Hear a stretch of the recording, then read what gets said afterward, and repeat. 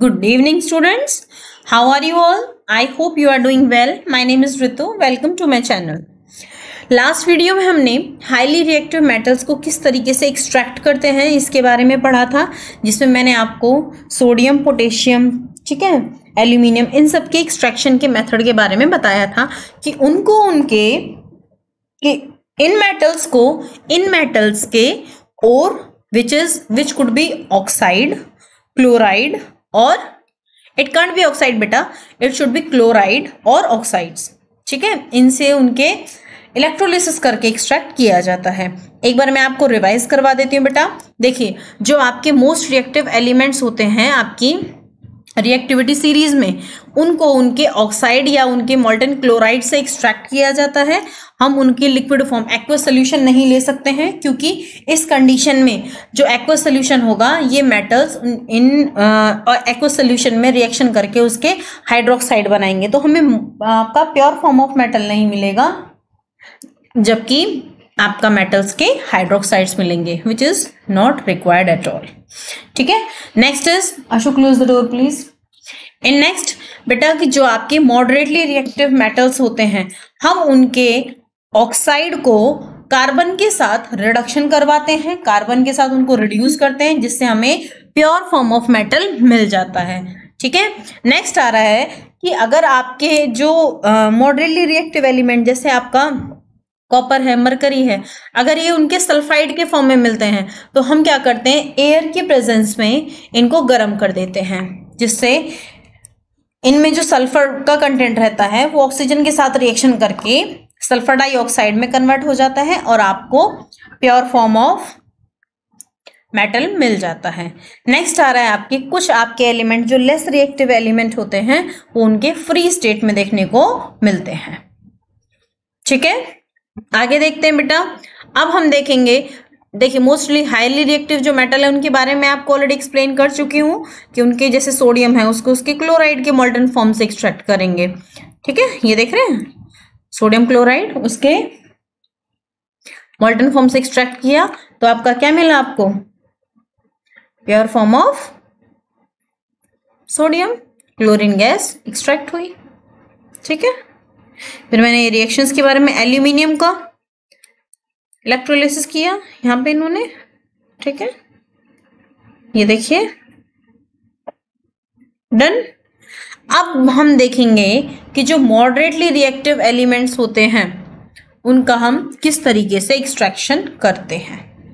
देखिए, moderately reactive element ऐसे element होते हैं या ऐसे मेटल्स होते हैं बेटा रिएक्टिविटी सीरीज में जिनको उनके ऑक्साइड से अलग किया जाता है। हालांकि वो उनके कार्बोनेट फॉर्म में, सल्फाइड्स के फॉर्म में भी मिलते हैं, लेकिन सल्फाइड और कार्बोनेट से जब हम उनको एक्सट्रैक्ट कर रहे होते हैं तो वो थोड़ा सा कॉस्टली पड़ता है और वो थोड़ा टफ भी होता है।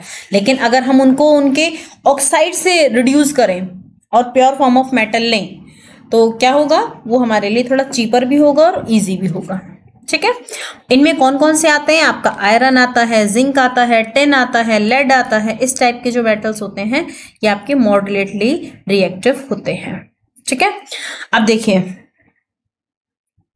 आगे देखते हैं हम कि जो मॉडरेटली रिएक्टिव मेटल्स होते हैं वो आपकी रिएक्टिविटी सीरीज के मिडल में मिलते हैं, ठीक है, और उनके जो ऑक्साइड को कार्बन, एल्यूमिनियम, सोडियम और कैल्शियम के साथ रिड्यूस किया जाता है, ठीक है। यहाँ पे भी डिस्प्लेसमेंट रिएक्शन वाली कहानी होती है, याद रखिएगा, ठीक। जो मैंने अभी आपको पहले भी बताया है कि उनके कार्बोनेट और सल्फाइड से उनको एक्सट्रैक्ट करना थोड़ा टफ होता है, जबकि उनको उनके ऑक्साइड से रिड्यूस करना इजी होता है। अब एक चीज और देखिए बेटा, जो कंसंट्रेटेड ओर्स होते हैं उनको मेटल के ऑक्साइड में कन्वर्ट करने के लिए, ठीक है, हम क्या करते हैं, उनका कैल्सिनेशन करते हैं और रोस्टिंग करते हैं। अब कैल्सिनेशन क्या होता है और रोस्टिंग क्या होता है ये हम देखते हैं अभी, लेकिन एक चीज याद रखिएगा बेटा, कैल्सिनेशन करेंगे जब आपका कार्बोनेट ओर होगा और रोस्टिंग करेंगे जब आपका सल्फाइड ओर होगा। कैल्सिनेशन में क्या होता है कि हम मेटल के ओर को, मेटल के जो कार्बोनेट ओर है उसको एयर की एब्सेंस में हीटअप करेंगे, गर्म करेंगे, तो वो आपके मेटल के ऑक्साइड प्लस कार्बन डाइऑक्साइड में ब्रेक हो जाएगा, ठीक है। जिंक है, जिंक कार्बोनेट है तो जिंक के लिए बात कर रहे हैं, ठीक है। और भी कोई होता जैसे मान लीजिए आपका आयरन का होता तो आयरन में कन्वर्ट हो जाता, बट यहाँ पे हम जिंक की बात कर रहे हैं, ठीक है। ये देखिए यहाँ पे calcination is a process in which carbonate ore is heated strongly in the absence of air to convert their metal oxide. Got it? This process is known as calcination. Done. Roasting में बात करें, जो roasting में क्या होता है बेटा, metal के जो सल्फाइड होते हैं हम उनको एयर की प्रेजेंस में गर्म करते हैं। जब हम एयर की प्रेजेंस में गर्म करेंगे तो ये क्या होगा, जिंक ऑक्साइड मतलब मेटल के ऑक्साइड में और सल्फर डाइऑक्साइड में ब्रेक होता है या कन्वर्ट हो जाता है। बहुत ज्यादा स्ट्रांगली हीट अप करेंगे बहुत हाई टेम्परेचर पे, ये भी याद रखना। Done. The metal oxide are converted to the free metal by using reducing agent like carbon, aluminium, sodium and calcium। इन सारे आप एलिमेंट्स का या इस्तेमाल कर सकते हो एज अ रिड्यूसिंग एजेंट, जो किसी भी मेटल्स को उसके ऑक्साइड से रिड्यूस करने का काम करता है। रिडक्शन में मैंने आपको बताया था ना कि ऑक्सीजन का निकलना या हाइड्रोजन का जुड़ना आपका क्या कहलाता है, रिडक्शन। और क्योंकि ये मेटल्स के ऑक्साइड हैं तो हम इनसे क्या कर रहे हैं, ऑक्सीजन को रिमूव करने का काम कर रहे हैं, निकालने का काम कर रहे हैं, इसलिए इसको हम क्या बोला, रिडक्शन। और हम किस किस का इस्तेमाल कर रहे हैं, कार्बन, एल्यूमिनियम, सोडियम और कैल्शियम। ये पूरी तरीके से डिपेंड कर रहा है कि हम किस एलिमेंट या किस मेटल को हम एक्सट्रैक्ट कर रहे हैं। फॉर एग्जाम्पल जैसे आपने जिंक मेटल की बात करी, ठीक है। जिंक मेटल क्योंकि आपका लेस रिएक्टिव है, याद करो वो रिएक्टिविटी सीरीज। इस रिएक्टिविटी सीरीज में अगर कार्बन से नीचे अगर कोई है तो कार्बन उसको इजीली डिस्प्लेस कर देगा, लेकिन अगर कोई ऐसा है जो उससे ऊपर प्रेजेंट है तो क्या कार्बन उसको डिस्प्लेस कर पाएगा, नहीं, ठीक है। तो आगे ध्यान रखना। जिंक मेटल की बात करें, देखो यहाँ पे एग्जांपल के साथ इन्होंने बताया हुआ है। जैसे जिंक मेटल है, जिंक ऑक्साइड को कार्बन के साथ हमने गर्म किया तो जिंक प्लस कार्बन मोनोऑक्साइड में कन्वर्ट हुआ, ठीक है। वहीं हम एल्यूमिनियम का, जैसे मैग्नीज है बेटा, मैग्नीज कार्बन से ऊपर लाई करता है तो ये कभी भी कार्बन के थ्रू रिड्यूस नहीं हो सकता, इसीलिए हमें मैग्नीज को अलग करने के लिए एल्यूमिनियम पाउडर का इस्तेमाल करना होगा, ठीक है। वैसे ये बहुत ज्यादा एक्सोथर्मिक रिएक्शन होती है, इसके बारे में आज स्लाइटली बाद में बात करेंगे जो आपकी थर्मेटाइट रिएक्शन होती है, बट पहले मैं आपको इस पैराग्राफ से इंट्रोड्यूस करती हूँ। इस पैराग्राफ में बताया क्या है, ठीक है। फिर आगे बढ़ेंगे। देखिए, the oxide of comparatively less reactive metals like zinc, iron, tin, lead, copper are usually reduced by using carbon as a reducing agent. Carbon का इस्तेमाल किया जाता है इन सब में as a reducing agent. In the reduction by the carbon the metal oxide is mixed with carbon which is in the form of coke and heated in a furnace, ठीक है। और जो कार्बन क्या करता है बेटा, मेटल ऑक्साइड को free metal में रिड्यूस कर देता है। डन।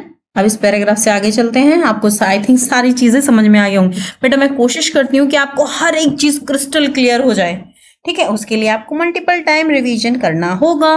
आप रिवीजन के लिए इस सीरीज को मल्टीपल टाइम देख सकते हैं या फिर मैं अभी एक क्रैश कोर्स लेके आने वाली हूँ जो आपके लिए है। It could be very exciting and मजेदार ऑल्सो। चलिए आगे बढ़ते हैं। आयरन मेटल की बात करें, iron is extracted from its oxide ore which is hematite. Hematite से हम इसको एक्सट्रैक्ट कर सकते हैं। हेमेटाइट क्या होता है आपका, Fe2O3, जिसमें आयरन थर्ड रहता है, याद रखिएगा, ठीक है। इसको हम कार्बन के साथ रिड्यूस कर सकते हैं। टिन हुआ, लेड हुआ, इसको भी हम कार्बन के साथ रिड्यूस कर सकते हैं। जो कि आपका कॉपर, जो कि आपका लेस रिएक्टिव है, उसको भी हम इसके ऑक्साइड से कार्बन के साथ रिड्यूस कर सकते हैं, ठीक है। अब हम उन एलिमेंट की बात कर रहे हैं या फिर उन मेटल्स की बात कर रहे हैं जिनको हम कार्बन से रिड्यूस नहीं कर सकते, ठीक है। तो उसके लिए हमें एल्यूमिनियम का इस्तेमाल करना होगा। कार्बन से क्यों नहीं रिड्यूस कर रहे बेटा, क्योंकि रिएक्टिविटी सीरीज में वो कार्बन से ऊपर लाई करते हैं, ठीक है। तो कार्बन किसी भी तरीके से उनको डिस्प्लेस नहीं कर सकता। डन। देखिए यही चीज यहां पे लिखी हुई है, ठीक है। लेस रिएक्टिव मेटल्स को डिस्प्लेस कर सकता है, मोर रिएक्टिव जो आपके मेटल्स होते हैं उनको डिस्प्लेस नहीं कर सकता है। इसके लिए हम एल्यूमिनियम पाउडर का इस्तेमाल करते हैं। जैसे मैग्नीज हुआ, क्रोमियम हुआ, ये ऐसे मेटल हैं जिनको उनके ऑक्साइड से रिड्यूस करने के लिए हमें एल्यूमिनियम पाउडर का इस्तेमाल करना पड़ेगा। ठीक है, देखिए manganese metal is extracted by the reduction of its oxide with aluminium powder as reducing agent. देखिए मैग्नीज ऑक्साइड है, मैग्नीज डाइऑक्साइड है जो, वो एल्यूमिनियम के साथ रिएक्शन करके मैग्नीज मेटल, एल्यूमिनियम का ऑक्साइड और lot of amount of heat निकलता है। इसीलिए देखो याद होगा आपको, मैंने रिएक्शंस में आपको बताया था एंडोथर्मिक एंड एक्सोथर्मिक रिएक्शन, याद है ना। तो देखो यहाँ पे जब मैग्नीज डाइऑक्साइड एल्यूमिनियम के साथ रिएक्शन कर रहा है तो lot of amount of heat release कर रहा है।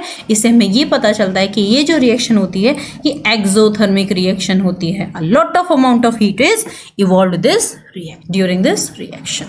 ठीक है, इसमें क्या हो रहा है, डिस्प्लेसमेंट रिएक्शन हो रही है ना बेटा। ये देखिए मैग्नीज जो है वो फ्री फॉर्म में निकल गया और ये एल्यूमिनियम यहाँ पे जाके इसको डिस्प्लेस कर देगा, डिस्प्लेसमेंट रिएक्शन। ठीक है, the reduction of manganese dioxide with aluminium is highly exothermic reaction. A lot of amount of heat is release during the reduction of manganese dioxide with aluminium powder, because of which manganese metal produced in the molten stage. सोच के देखिए कि manganese metal आपका molten stage में मिल रहा है, आपको liquid state में मिल रहा है। कहने का मतलब क्या है, ये कितनी ज्यादा अमाउंट में हीट को रिलीज कर रहा होता है। ठीक है, और एक चीज और याद रखिएगा, क्योंकि एल्यूमिनियम है वो स्लाइटली एक्सपेंसिव है, स्लाइटली क्या काफी एक्सपेंसिव है जब हम कार्बन से कंपेयर करते हैं, तो इसीलिए ये बहुत इजीली इस्तेमाल किया नहीं जाता है। ठीक है, पहले हम कोशिश करते हैं कार्बन से नहीं होता है तो फिर एल्यूमिनियम पाउडर से रिड्यूस करेंगे। जब कभी भी मेटल्स के ऑक्साइड को एल्यूमिनियम पाउडर का इस्तेमाल करके रिड्यूस किया जाता है तो इस टाइप की रिएक्शन को हम बोलते हैं थर्माइट रिएक्शन। फिर से ध्यान दीजिए बेटा कि जब कभी भी मेटल्स का ऑक्साइड, मेटल के ऑक्साइड को आप उस मेटल में रिड्यूस करना चाहते हैं, उससे जो ऑक्सीजन प्रेजेंट है उसको हटाना चाहते हैं, तो उसके लिए क्या होगा बेटा कि हम ऐसा करने के लिए एल्यूमिनियम का जब इस्तेमाल करते हैं तो lot of amount of heat जो है रिलीज होगी। ठीक है, और इस टाइप की जो रिएक्शन होती है थर्माइट रिएक्शन। इसको याद रखने के लिए आप ये भी याद रख सकते हो बेटा कि एल्यूमिनियम का जब कभी भी आप एज अ रिड्यूसिंग एजेंट के फॉर्म में इस्तेमाल करोगे तो वो जो रिएक्शन होगी वो आपकी थर्माइट रिएक्शन कहलाएगी। I hope it is clear. ये देख रहे हैं आयरन ऑक्साइड एल्यूमिनियम के साथ रिएक्शन करके आपके आयरन, एल्यूमिनियम ऑक्साइड और हीट, ठीक है, इसमें कन्वर्ट हो गया और ये भी आपका मोल्टन स्टेट में मिलेगा। ठीक है, ये देख रहे हो, देखो कितनी ज्यादा हाईली रिएक्टिव है ये, देखो। ठीक है, अब देखते हैं जो कि काफी इंटरेस्टिंग है, that is your less reactive metals को आप किस तरीके से अलग कर सकते हो। लेस रिएक्टिव मेटल्स के बारे में बात कर रहे हैं। देखिए जो मेटल्स आपकी रिएक्टिविटी सीरीज में काफी लो पोजीशन लिए हुए हैं या काफी जो नीचे मिलते हैं, इस टाइप के जो एलिमेंट्स होते हैं या मेटल्स होते हैं, उनको उनके ऑक्साइड से रिड्यूस करने के लिए सिर्फ और सिर्फ हीट ही काफी होती है। ठीक है, हम सिर्फ उनको हीटअप कर देंगे तो वो उनके प्योर फॉर्म ऑफ मेटल में रिड्यूस हो जाएंगे। ठीक है, फर्स्ट ऑफ ऑल जैसे आपका मरकरी है, mercury metal can be extracted by just heating it's sulphide और इन एयर। सिर्फ एयर के प्रेजेंस में हम उसको गर्म कर देंगे तो वो उसके प्योर फॉर्म ऑफ मेटल में एक्सट्रैक्ट हो जाएगा। ठीक है, देखिए जो आपका HgS जो आपका मरकरी सल्फाइड होता है उसको आप सिनेबार भी कहते हो। ठीक है, एक्चुअल में वो मरकरी सेकंड का आपका ओर होता है, सिनेबार जो रहता है वो आपका मरकरी सेकंड रहता है। याद है ना, ये सेकंड किस चीज के लिए है, वेरिएबल वैलेंसी याद है आपको?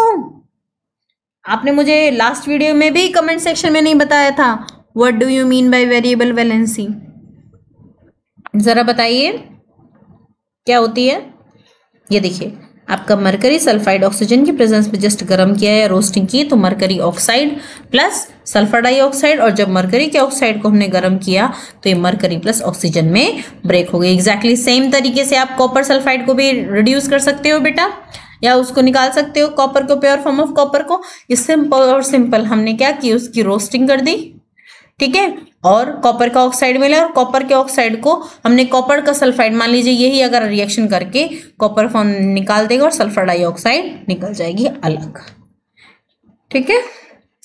रिफाइनिंग ऑफ मेटल, देखिए बेटा हमने चाहे मोर रिएक्टिव एलिमेंट्स की बात करी, मोर रिएक्टिव में तो देखिए हम उनका इलेक्ट्रोलिसिस कर रहे हैं तो हमें प्योर फॉर्म में ही मिलते हैं, लेकिन जो आपके मॉडरेटली रिएक्टिव और लेस रिएक्टिव मेटल्स होते हैं, जब हम उनको उनके ओर से निकाल रहे होते हैं तो सर्टेन अमाउंट ऑफ, ये कह लीजिए वेस्ट मटेरियल या फिर ये कह दीजिए इम्प्योरिटी उनके साथ रहती है, ठीक है। हमें इन इम्प्योरिटीज को अलग करना होगा, इस प्रोसेस को हम बोलते हैं रिफाइनिंग ऑफ मेटल्स, ठीक है, या फिर ये कह लीजिए प्यूरिफाइंग ऑफ मेटल्स।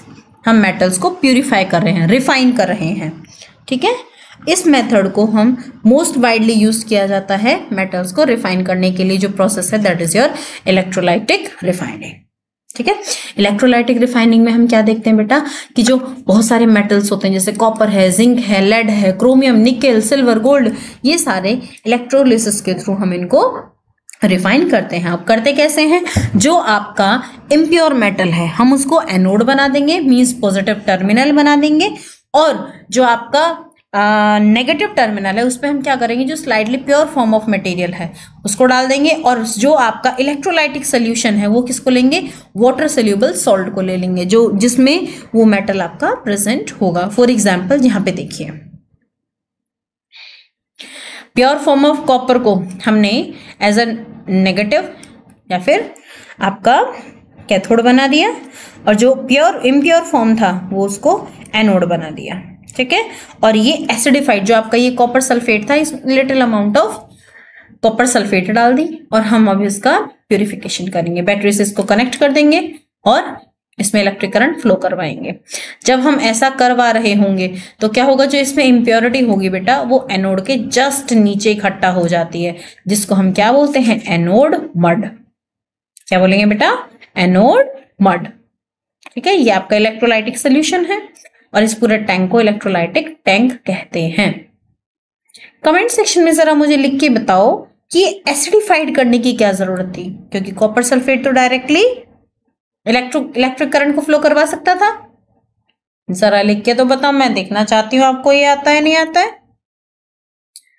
यहाँ पे एक्सप्लेनेशन दे रहा है बेटा कैसे इलेक्ट्रॉन्स को लूज करके कौन कॉपर में कन्वर्ट हुआ, कैसे क्या है, ये सारी चीजें नॉर्मल सी चीजें आप एक बार गो थ्रू होइएगा, आपको समझ में आ जाएगा, ठीक है। यहाँ पे एक फिगर दे रखा है ये कि किस तरीके से इन्हें जो इम्प्योर कॉपर है उसको इलेक्ट्रोलाइटिक टैंक में ट्रांसफर किया जा रहा है जिससे वो प्योरीफाई हो सके।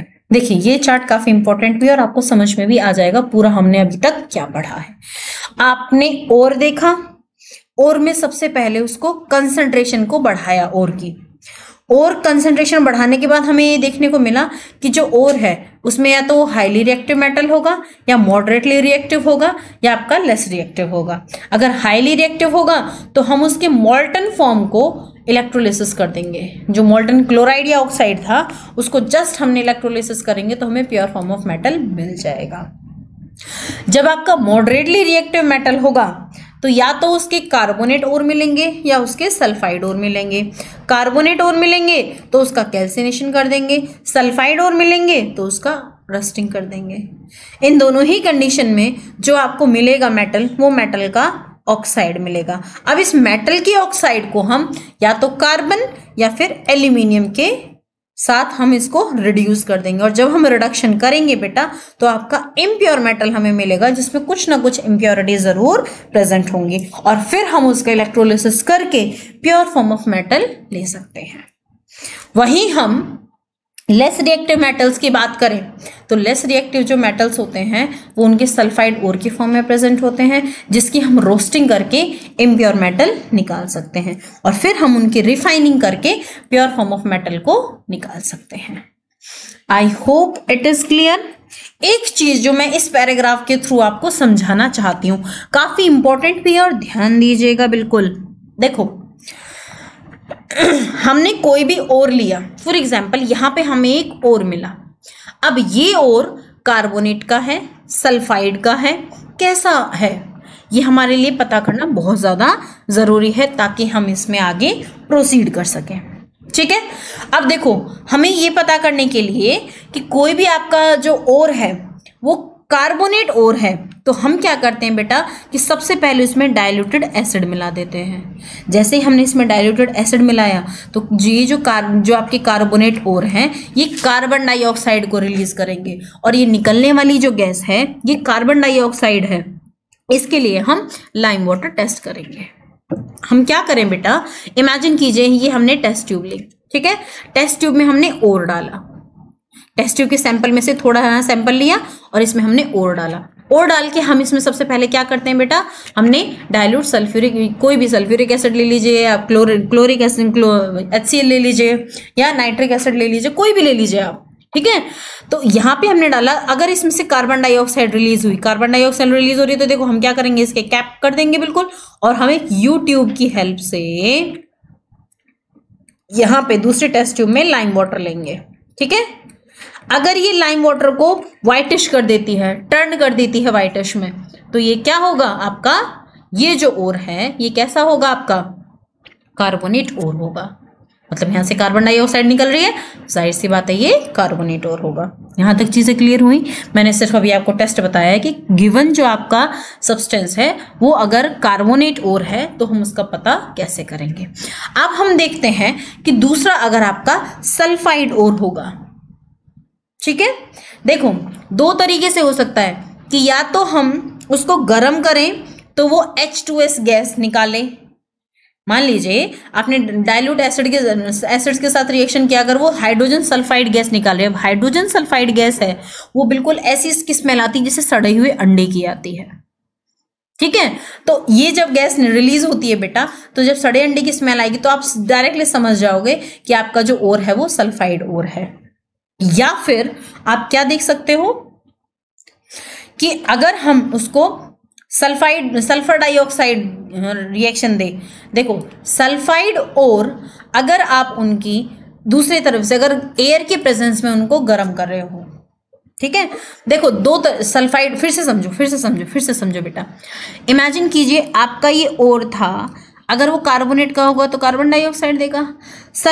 देखो दो, अगर हमने इसको एयर की प्रेजेंस में गर्म किया तो या तो ये सल्फर डाइऑक्साइड देगा, या फिर अगर हम इसे एसिड की प्रेजेंस में गर्म कर रहे हैं तो ये आपका H2S गैस देगा। H2S गैस देगा तो आपको पता चल जाएगा बेटा कि इसमें सड़े हुए अंडे की स्मेल आएगी। अगर सल्फर डाइऑक्साइड है, हम ये कैसे पता करेंगे कि निकलने वाली जो गैस है सल्फर डाइऑक्साइड है। इमेजिन करो यहाँ पे जो ओर आपने लिया था कार्बन, इसने लाइम वाटर को मिल्की नहीं किया, तो हम क्या करेंगे, तो या तो जो ये गैस निकली है सड़े हुए अंडे की निकलेगी, या फिर अब हमने इस सैंपल को एक चाइना डिस्क में डाला या फिर एक टेस्ट ट्यूब में डाला और इसको डाल के हमने गर्म किया, और फिर से जो ये निकलने वाली गैस है इसको हम फ्लो कराएंगे एसिडिफाइड जो आपका पोटेशियम परमैंगनेट। देखिए जो आपका potassium permanganate, acidified potassium permanganate होता है वो रहता है पिंकिश कलर का, पर्पलिश कलर का, और जैसे ही इसमें सल्फर डाइऑक्साइड गैस फ्लो कराई जाती है ये आपकी प्योरली ट्रांसपेरेंट हो जाता है लिक्विड। जैसे ही ये ट्रांसपेरेंट होगा दैट मीन्स आपका जो गिवन सैंपल है वो आपका सल्फाइड होगा। मैंने आपको सल्फाइड ओर के दो टेस्ट बताए, या तो H2S गैस रिलीज करेगा या फिर ये एसिडिफाइड पोटेशियम परमैंगनेट को ट्रांसपेरेंट कर देगा। Done. I hope it is clear. Still you face any doubt, write down in comment section.